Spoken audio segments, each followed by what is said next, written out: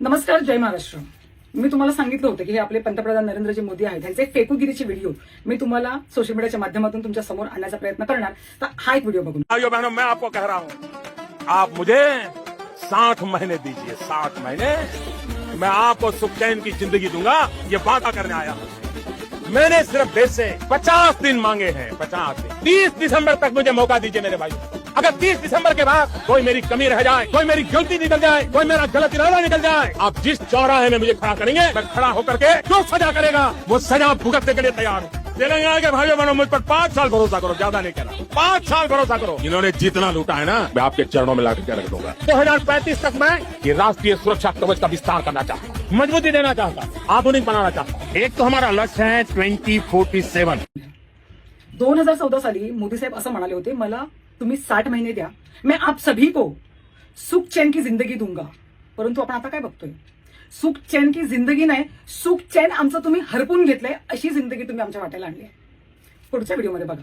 त्यात ते असं म्हणतायत, 2016 साली मैंने 50 दिन मांगे थे, 50 दिन में अगर 30 दिसंबर तक मैं मेरा काम करने में असफल रहा तो जनता मुझे चौराहे पे खड़ा करके जो भी सजा देगी मैं वो भुगतने को तैयार हूं. मग द्या राजीनामा, मागतोय ना मी आता.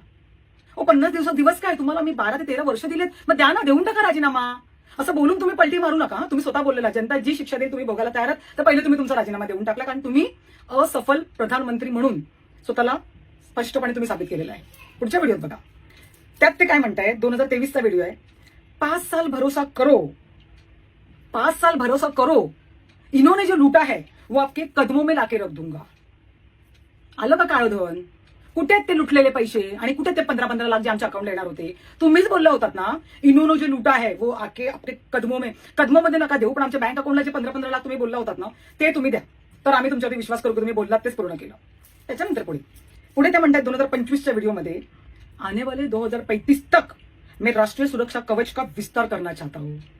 राष्ट्रीय सुरक्षा बाता तुम्ही नंतर मला, पहिले ह्या भारत देशामध्ये तुमचं सरकार आल्यापासून आम्ही महिला एवढ्या असुरक्षित झालेलो आहोत. आमच्या महिलांवरचे अत्याचार एवढे वाढलेले आहेत. तुमच्या सरकारमध्ये इथे बलात्कारी, महिलांवरती लैंगिक शोषण करणारी लोक तुमच्या सरकारमध्ये भरलेले आहेत, आणि तुम्ही जे भ्रष्टाचारी सराईत गुन्हेगारांना तुमच्या सरकारमध्ये घेता आणि तुम्ही म्हणताय की तुम्ही राष्ट्रीय सुरक्षेचा विस्तार करणार आहात.